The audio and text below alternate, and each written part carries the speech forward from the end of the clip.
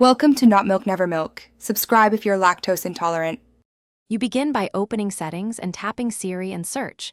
This is where voice control lives.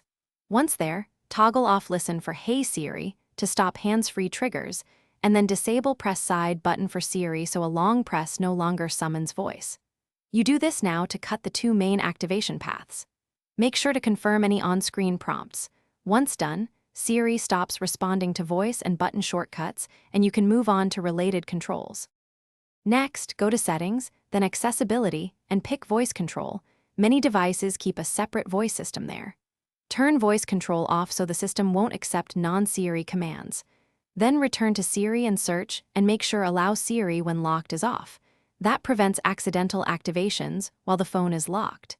These steps cover alternate activation paths and lock state behavior. If you have multiple user profiles or paired accessories, check their settings for voice activation too. Finish by restarting the device so all toggles fully apply.